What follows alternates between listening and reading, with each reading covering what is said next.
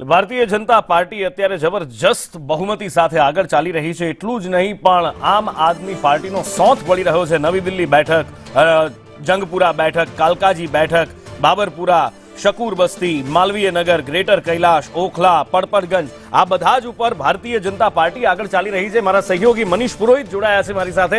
મનીષ, ભારતીય જનતા પાર્ટીએ સોથ વાળી દીધો છે, કદાચ એમ કહીએ તો ખોટું નહીં કહેવાય। 30 વર્ષનું વટક વાળી લીધું છે, છેલ્લા 27 વર્ષનું, અને એ રીતે કે મોટા મોટા ચહેરાઓ ભારતીય જનતા પાર્ટીએ પાછળ છોડી દીધા છે। અરવિંદ કેજરીવાલ હોય, આતિશી હોય કે પછી મનીષ સિસોદિયા હોય। બિલકુલ નૂપુર, આ જ રાજનીતિ છે અને આ જ એનો ગજબ ખેલ છે। કારણ કે આપણે જોયું હતું કે જ્યારે શીલા દીક્ષિતનું રાજ ચાલતું હતું દિલ્હીમાં, ત્યારે ભારતીય જનતા પાર્ટી જે પ્રકારે સંઘર્ષ કરતી હતી, ત્યારબાદ આમ આદમી પાર્ટી આવી ત્યારે કોંગ્રેસ અને ભાજપ જે પ્રકારે સંઘર્ષ કરતી હતી, 8 બેઠકમાંથી 41 થી 42 બેઠક પર પહોંચવાનું આ મેથેમેટિક્સ જબરદસ્ત છે।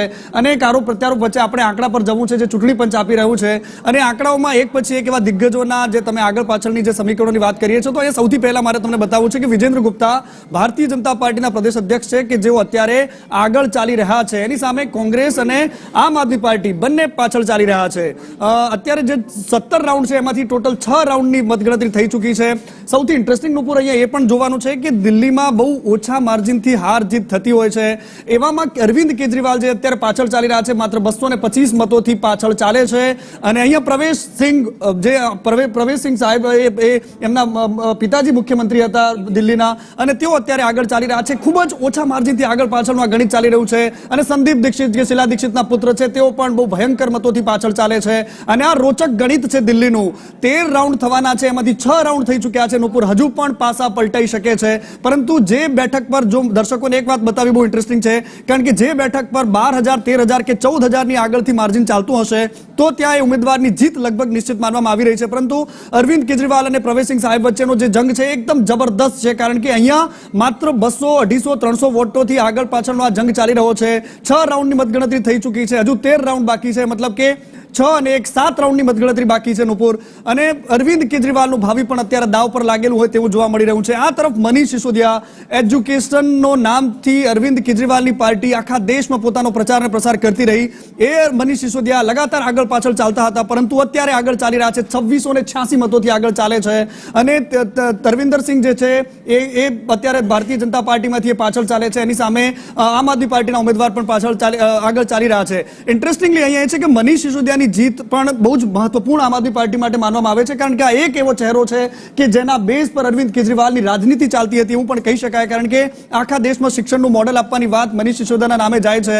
અને ખુદ ભારતીય જનતા પાર્ટીની સરકાર હોવા છતાં પણ મનીષ સિસોદિયાને બેસ્ટ એજ્યુકેશન મંત્રી તરીકે પણ નવાજેલા છે। પરંતુ અહીંયા હાર જીતનો મદાર અહીંયા મનીષ સિસોદિયા પર પણ સૌની ભીટ મંડાયેલી છે નુપુર। અને બીજી બાજુ આ ગોપાલ રાય છે, એ પણ આંદોલનકારી ચહેરો છે। ગોપાલ રાય પણ અત્યારે ધીરે ધીરે આગળ વધી રહ્યા છે।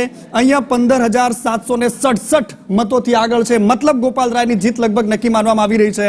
અને અનિલ કુમાર છે, એની સામે મોહિત ખાન છે, આ તમામ લોકો અત્યારે પાછળ ચાલી રહ્યા છે। ઇન્ટરેસ્ટિંગલી એક પછી એક ચહેરાઓની વાત કરવી છે। સૌરભ ભારદ્વાજ, જ્યારે અરવિંદ કેજરીવાલ જેલમાં ગયા તો નુપુર સૌ કોઈએ જોયું હતું કે આતિશી અને સૌરભ ભારદ્વાજ આ બે ચહેરાઓ એવા હતા કે આખી સરકાર ચલાવતા હતા।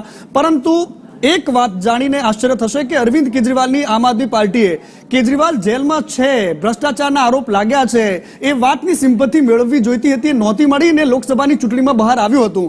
એ સમયે સૌરભ ભારદ્વાજ આમ આદમી પાર્ટીનો ખૂબ મોટો ચહેરો બનીને બહાર આવ્યા હતા, પરંતુ અત્યારે તેઓ પાછળ ચાલી રહ્યા છે। 4,440 મતોથી સૌરભ ભારદ્વાજ પાછળ ચાલે છે, અને શિખા રોય જે ભારતીય જનતા પાર્ટીના છે તે આગળ ચાલી રહ્યા છે। બિલકુલ આ નવો ચહેરો છે, પરંતુ અત્યારે તે લીડ કરતા સામે આવી રહ્યા છે।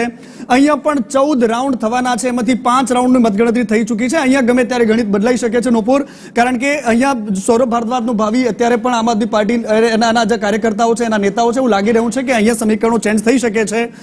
લગાતાર એક પછી એક મતગણતરી આગળ વધી રહી છે નુપુર, અને એક પછી એક ચહેરાઓ મોટા છે આમ આદમી પાર્ટી અને ભારતીય જનતા પાર્ટીના છે। હવે અહીંયા વાત કરવી છે રમેશ બિધુરી, જે ભારતીય જનતા પાર્ટીના સાંસદ છે, ઉમેદવાર છે આ વખતના, અને 2800 મતોથી આગળ ચાલી રહ્યા છે। ખૂબ ચર્ચાઓ થઈ અહીંયા કાલકાજી બેઠક પર, અને અહીંયા આતિશી દિલ્હીના દિલ્હીના મુખ્યમંત્રી છે તેઓ પોતાનું ભાવિ અજમાવી રહ્યા છે. આતિશી અત્યારે 2800 મતોથી પાછળ ચાલી રહ્યા છે અને અલકા લાંબા કોંગ્રેસમાંથી છે તેઓ અત્યારે ટોટલ 1864 મત જ મેળવી શક્યા છે. પરંતુ આ તમામ જે મોટા મોટા ચહેરાઓની વાત કરી એમાં 600 700 કે 800 વોટ પણ નુપુર કોઈએ તોડ્યા છે કોંગ્રેસે, આમ આદમી પાર્ટીના, તો એ હાર જીતના સમીકરણો માટે ખૂબ મોટું ફેક્ટર છે. અહીંયા જે મતોનું ગણિત છે તે બહુ જ ઓછા મતગણિતથી જીતતા હોય છે. એવામાં 12,000 13,000 કે 14,000 કોઈ ઉમેદવારના મત પહોંચ્યા છે તો એમ સમજવું બિલકુલ નિશ્ચિત માનવામાં આવશે કે અહીંયા જે તે ઉમેદવારની જીત લગભગ નિશ્ચિત માનવામાં આવે છે. પરંતુ અહીંયા જે રાઉન્ડ એ 5 રાઉન્ડની જ મતગણતરી થઈ છે. અહીંયા 12 રાઉન્ડ થવાના છે, મતલબ 7 રાઉન્ડ હજુ પણ બાકી છે. હજુ પણ અહીંયા ભલે આટલી લાંબી લીડ દેખાતી હોય તેમ છતાં પણ અહીંયા હજી એ સમીકરણો બદલાઈ શકે છે નુપુર. અને 2 પૂર્વ મુખ્યમંત્રીઓના પુત્ર પ્રવેશ વર્મા અને એની સાથે આપણે એની સાથે જોયું કે આમ આદમી પાર્ટીના ઉમેદવાર છે આતિશી, એની સાથે નવી દિલ્હી બેઠક પર અરવિંદ કેજરીવાલની સામે જે 2 ઉમેદવારો છે બંને સંદીપ દીક્ષિત, શીલા દીક્ષિતના પુત્ર હતા અને એની સાથે પ્રવેશસિંહ વર્મા કે જેમના પિતા તેઓ વર્મા સરનેમ એમના પ્રોફેસરે આપી હતી. ડુંગળી જેવી બાબતમાં એમની સરકાર જે તે વખતે ગયેલી, ડુંગળીના ભાવ વધી ગયા અને દિલ્હીમાં સરકાર પડી ગઈ હતી, એટલે આ બહુ ઇન્ટરેસ્ટિંગ ફેક્ટર હતું દિલ્હીનું. પરંતુ નુપુર મેં પહેલા પણ વાત કરી હતી કે ગુજરાત અને દિલ્હીનો જે સંયોગ છે એ પણ બહુ રસપ્રદ છે. પરંતુ હવે પ્રધાનમંત્રી નરેન્દ્ર મોદીના ઉદય પછી 2014 પછી દેશની રાજનીતિમાં એવા ઘણા બધા રાજ્યો હતા કે જેમાં એવું માનવામાં આવતું હતું કે અહીંયા ભારતીય જનતા પાર્ટીનું જીતવું બહુ જ મુશ્કેલ છે. પરંતુ પ્રધાનમંત્રી મોદીના આવ્યા બાદ એક પછી એક રાજ્યોમાં ભારતીય જનતા પાર્ટી સારું પ્રદર્શન કરતી રહી અને દિલ્હી પણ એ રાજ્યો પૈકીનું એક છે. કારણ કે એક ક્રાંતિકારી ચહેરાઓ કે જેમાં ભ્રષ્ટાચાર વિરુદ્ધની સામેની વાત ચાલી, તમામ એ ચહેરાઓ જેલમાં ગયા અને એની જે સિમ્પથી મળવી જોઈએ, દિલ્હીની જનતા એની સાથે રહેવી જોઈએ, લાગતું એવું જ હતું. કારણ કે મેં પોતે પણ નુપુર જ્યારે લોકસભાની ચૂંટણીમાં પરિણામોના દિવસે દિલ્હીમાંથી જ્યારે કવરેજ કર્યું હતું ચૂંટણીના સમયગાળામાં, તો તમામ સામાન્ય વ્યક્તિને જઈને પૂછો તો એક જ વાત એમના ચહેરા પર હતી, કેજરીવાલ. સામાન્ય માણસ જે ચાની કીટલી ચલાવે છે, નાનો ગલ્લો ચલાવે છે, રિક્ષા ચાલક છે, એ તમામના મોઢે કેજરીવાલની વાતો સંભળાતી હતી. પરંતુ ભારતીય જનતા પાર્ટીની માઇક્રો રાજનીતિ, પ્લાનિંગ કરવાની રાજનીતિ, એક પછી એક મુદ્દાઓને કાઉન્ટર કરવાની રાજનીતિ અને જે પાસા અરવિંદ કેજરીવાલની પાર્ટીએ ફેંક્યા એને કેવી રીતે પોતાના પાલામાં ખેંચવા, એના માટેની માઇક્રો લેવલની રાજનીતિ તમામ દિગ્ગજો નાના સેન્ટરોમાંથી, ગુજરાત જેવા રાજ્યમાંથી, મધ્યપ્રદેશ જેવા રાજ્યમાંથી, જ્યાં ભારતીય જનતા પાર્ટીનો હાર્ડકોર વોટર અને એની સાથે આરએસએસની એક લાંબી ફોજ ઉતારી દેવામાં આવી, જે સાયલેન્ટલી કામ કરે છે, કોઈ ચહેરાઓ બહાર નથી આવતા, ગલીમાં જવું, ચાલીઓમાં જવું અને એની સાથે પ્રધાનમંત્રી મોદીનું છેલ્લી ચૂંટણી સભામાં એવું કહેવું કે કોઈ પણ ઝૂંપડપટ્ટીઓને હટાવવામાં નહીં આવે. અને આ વાત એક સામાન્ય ગરીબ મતદાર જે દિલ્હીનો છે એના મનમાં ઘર કરી ગઈ અને કદાચ ભારતીય જનતા પાર્ટીને જે મોટો ફાયદો થયો છે એ સમીકરણો આખા ચેન્જ કરતો જોવા મળ્યો. ભ્રષ્ટાચાર વિરોધી રાજનીતિની વાત હોય, એ તમામ પાસાઓની વાત હોય, અરવિંદ કેજરીવાલની રાજનીતિ હવે પ્રશ્નાર્થ ચિહ્ન પર આવીને ઊભી છે, ભલે રાષ્ટ્રીય પાર્ટી હોય નુપુર.